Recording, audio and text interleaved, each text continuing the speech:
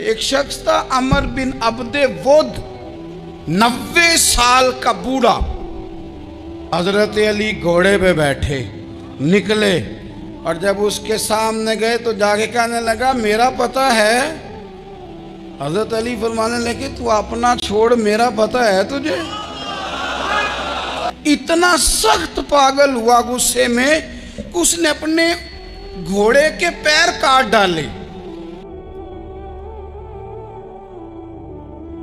ایک موقع پر نبی پاک صلی اللہ تعالیٰ علیہ وسلم نے ارادہ فرمایا کہ حضرت علی کو اپنا نائب بنا کے مدینہ منورہ میں چھوڑ کے جایا جائے۔ محبوب کریم علیہ السلام جب بھی تشریف لے جاتے تھے تو کسی ایک کو نائب بنا کر مدینہ منورہ میں چھوڑ جاتے۔ حضرت عبداللہ ابن مختوم رضی اللہ تعالیٰ عنہ کو بھی ایک دفعہ حضور چھوڑ کے گئے تو ایک جنگ کے موقع پر محبوب نے حضرت علی شیر خدا سے کہا کہ آپ کو میں اپنا نائب بنا کے یہاں چھوڑ کے جاتا ہوں۔ یہاں لوگ جان چھڑاتے ہیں، کام کا جب وقت آتا ہے، میدان میں نکلنے کا وقت آتا ہے تو جان چھڑاتے ہیں، اور وہ کہتے ہیں کہ باقی سارے کام لے لو، جب وقت مشکل آئے تو پھر ہمیں کام نہ بتاؤ۔ اب مشکل وقت ہے، جہاد میں جانا ہے۔ حضرت مولا علی شیر خدا کرم اللہ تعالی وجہہ الکریم کو حضور نے فرمایا کہ اس دفعہ میرا ارادہ بنا ہے کہ تمہیں چھوڑ کے جاؤں۔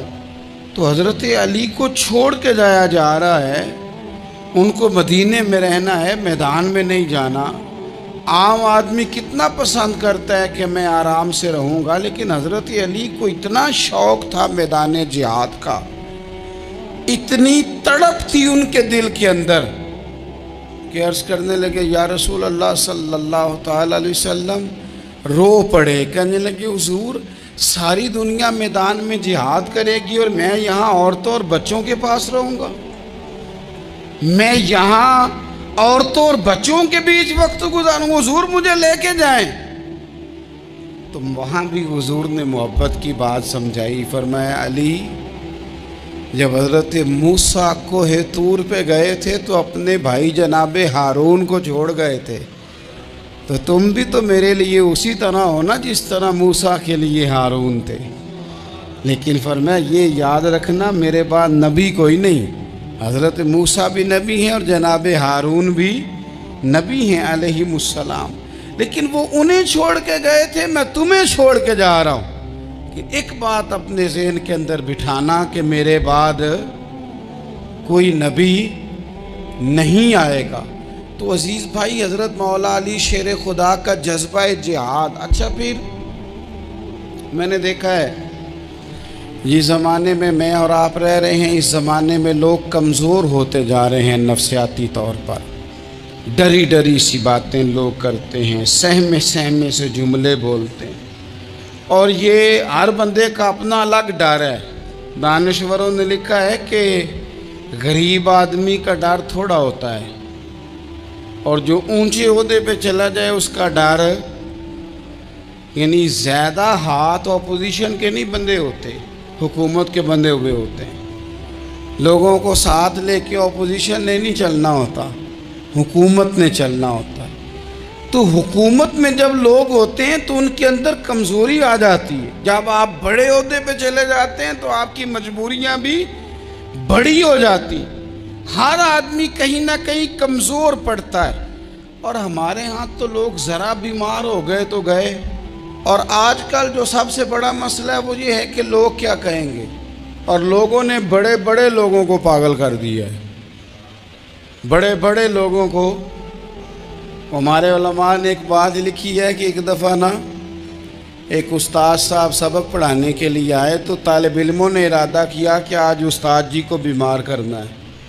یہ جو آپ کے مشیر ہوتے ہیں نا ارد گرد، ان کی پڑتال بھی بڑی ضروری ہوتی ہے کہ یہ خبر کون سی لے کے آ رہے ہیں اور یہ کس طرح سے گائیڈ کر رہے ہیں۔ ہمیں تنقید کرنے والا بندہ اچھا تو نہیں لگتا، لیکن تنقید کرنے والے جو ہوتے ہیں وہ ہمیں نکھارتے ہیں، وہ ہماری کمزوریاں جو ہمارے اپنے نہیں نکال سکتے وہ نکال کے ہمیں بتاتے ہیں کہ تم یہاں کمزوری کر رہے، اس کا نفع ہوتا ہے۔ طالب علموں نے ارادہ کیا ایک دفعہ یہ ہم جو اتنی زیادہ توجہ کرتے ہیں نا لوگوں کی باتوں پہ، لوگ کیا کہیں گے، میں کئی دفعہ دوستوں سے عرض کرتا ہوں زیادہ وضاحتیں نہ دیا کریں، زیادہ وضاحتیں دینے سے بھی بندہ کمزور ہو جاتا ہے۔ ہر وقت کا انداز وضاحتوں کا اور ہر وقت دفاعی محاذ پہ نہیں کھڑے رہنا چاہیے۔ وہ ارادہ کر لیا لوگوں نے، طالب علموں نے، کہ استاد جی کو بیمار کرنا ہے، تو استاد صاحب چنگے بھلے، اچھے بھلے، صحت مند آئے، کلاس میں داخل ہوئے تو پہلا شاگرد کہتا ہے استاد جی خیر ہے، آنکھیں بڑی سرخ ہیں۔ میں چل دوڑ جا بیوقوف آدمی، بالکل ٹھیک ہوں، چل کلاس میں بیٹھ چل۔ تھوڑا سا آگے گئے تو دوسرا شاگرد، انہوں نے اب 10-15 نے ارادہ کیا ہوا تھا، دوسرا کہنے لگا خیریت ہے، بڑے کمزور کمزور لگ رہے ہیں۔ اس نے کہا میں بالکل ٹھیک ہوں، کمزور کا چل دوڑ جا اپنا کام کر۔ وہ تیسرے کے پاس گئے تو کہنے لگا استاد صاحب خیر ہے، آپ کے تو مجھے ہاتھ بھی کامتے دکھائی دے رہے ہیں۔ اس نے کہا اچھا واقعی۔ اب چوتھے نے بھی یہی بات کی، پانچویں نے یہی بات کی، تو آدھا گھنٹہ گزرا تو استاد جی کو سچ مچ بخار چڑھ گیا، وہ چھٹی پہ چلے گئے۔ کیوں؟ باتوں پہ توجہ ہے نا، لوگوں کے سامنے ہم لوگوں کی باتوں کے مطابق اپنے معاملات کو ترتیب دیتے ہیں نا۔ کچھ لوگ سوشل میڈیا دیکھ کے نظریہ قائم کرتے ہیں، کچھ ہوا دیکھ کے نظریہ قائم کرتے ہیں۔ وہ قائد اعظم محمد علی جناح کی ایک بات نہیں بھولتی کہ انہوں نے کہا تھا، ہندو لیڈر جو تھا جس کو لوگ گاندھی کہتے تھے، اس سے کہا تھا تیری اور میری سیاست میں فرق ہے، تو لوگوں کا رجحان دیکھ کے فیصلہ کرتا ہے، اور میں، قائد اعظم کہنے لگے، میں فیصلہ کر کے لوگوں کا رجحان ادھر کر دیا کرتا ہوں۔ یہ کمال ہوتا ہے کسی شخص کا کہ اس کا اپنا نظریہ غالب آئے، بجائے اس کے کہ وہ دیکھے آج کل لوگ کیا کہہ رہے ہیں تو لہذا میں اس طرح کا ڈھل جاؤں۔ لوگ تو ایک وقت کے لیے کچھ کہتے ہیں، پھر اگلے 4 گھنٹوں میں کچھ اور کہتے ہیں۔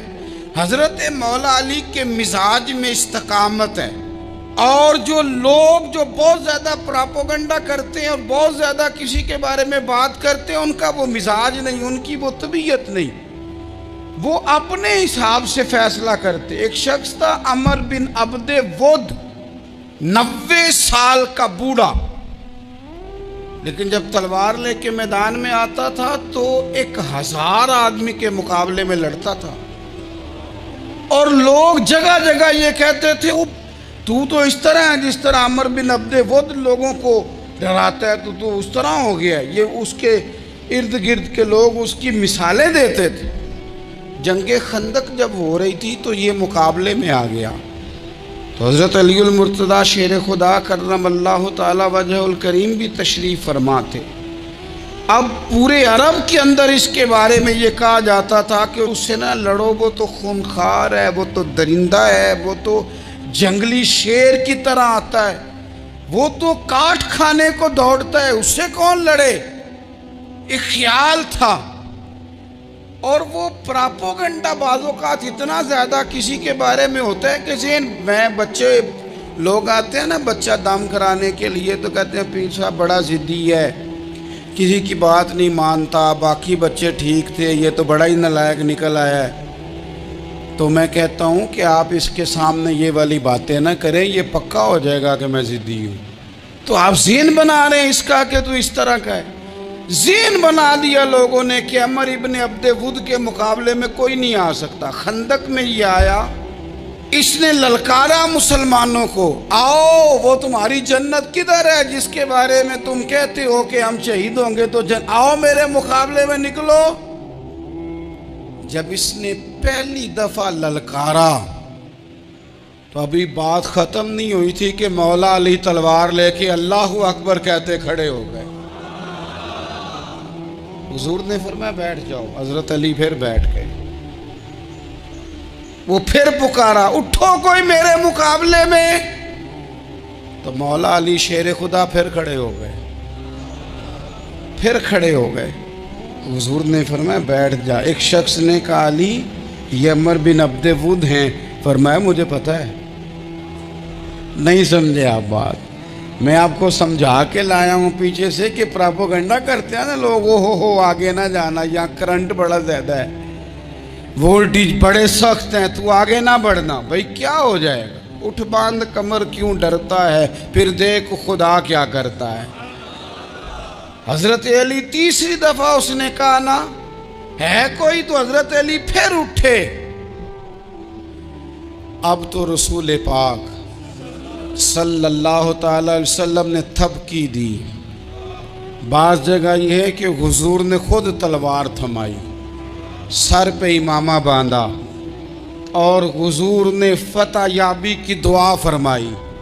حضرت علی گھوڑے پہ بیٹھے نکلے، اور جب اس کے سامنے گئے تو جا کے کہنے لگا میرا پتہ ہے۔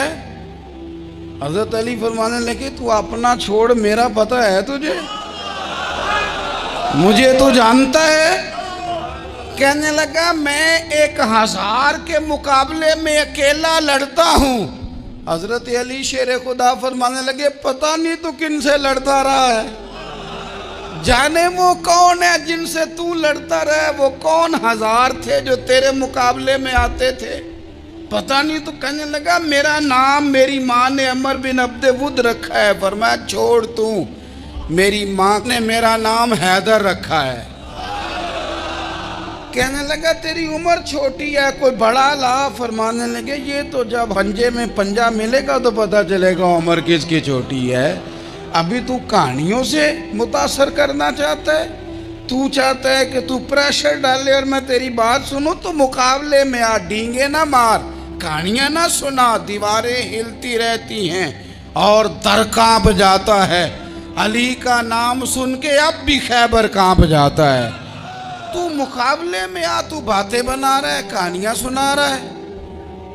وہ کہنے لگا تو بچہ ہے، میں چاہتا نہیں تیرا خون بہاؤں۔ تو حضرت علی کہنے لگے میں بڑے دن سے پریشان ہوں کہ کسی بے ایمان کا خون بہایا کیوں نہیں، میرا بڑا دل کر رہا ہے تیرا خون بہاؤں۔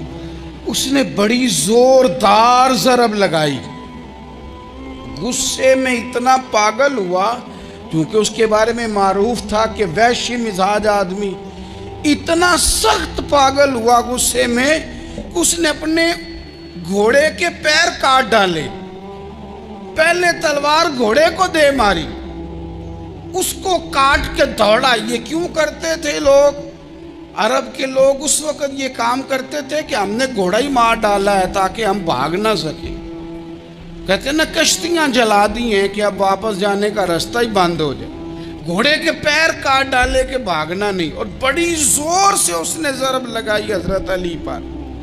حضرت علی نے جب روکی تو وہ ڈھال ٹوٹ گئی حضرت مولا علی، اور آپ کے امامے کو اس کی تلوار بھی لگی۔ آپ نے فرمایا دکھا لیا تو نے زور، اب میری باری ہے۔ حضرت مولا علی شیر خدا کا قد بظاہر چھوٹا تھا، صحابہ کہتے ہیں ہم دور سے دیکھ رہے تھے، اللہ اکبر کہہ کے تھوڑا سا زمین سے وہ اٹھے، تھوڑا سا اٹھے، اور پھر دوبارہ نہیں انہیں تلوار چلانی پڑی، ایک ہی ضرب لگائی اور اس کے 2 ٹکڑے کر کے اسے زمین پہ پھینک دیے۔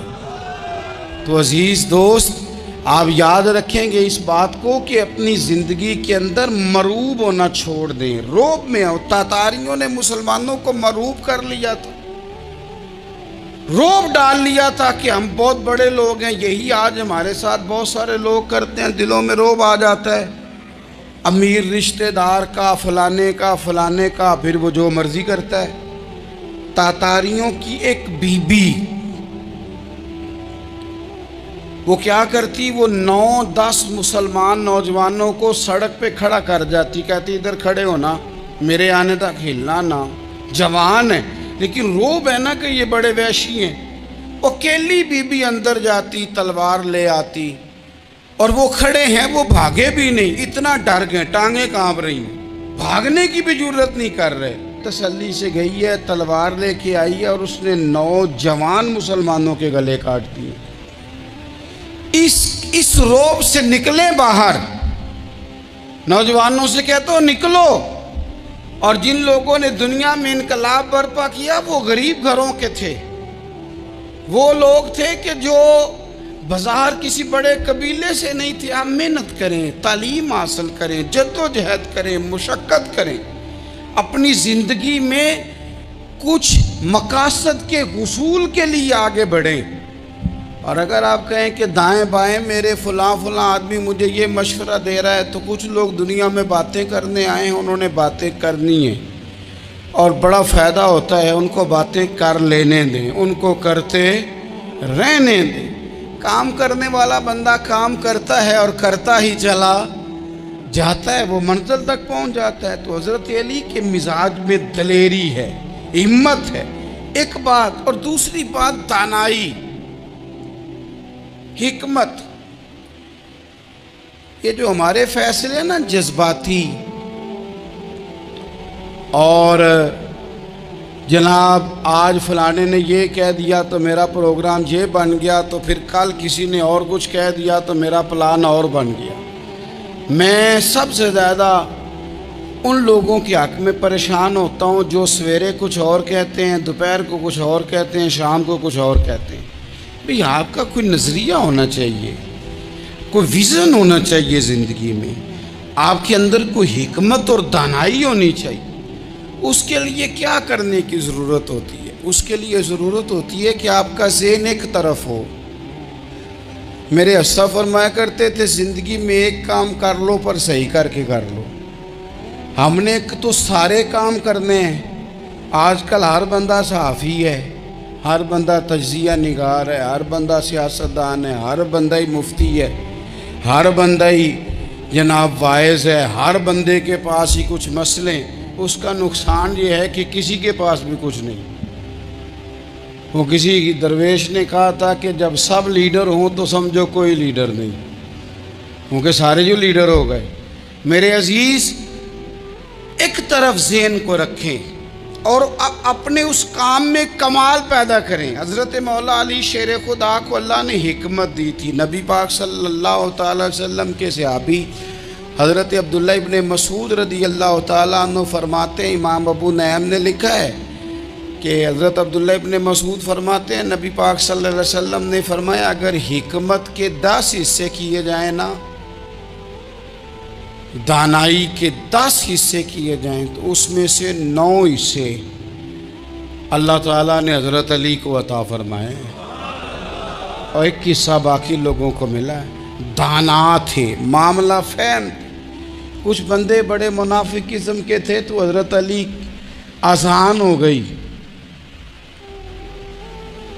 تو وہ حضرت مولا علی شیر خدا کے پاس آگے آسان ہو گئی. حضرت علی نے جماعت کرانی، ان کا خیال تھا کہ آج ہم نے جماعت لیٹ کرانی ہے کسی طریقے سے.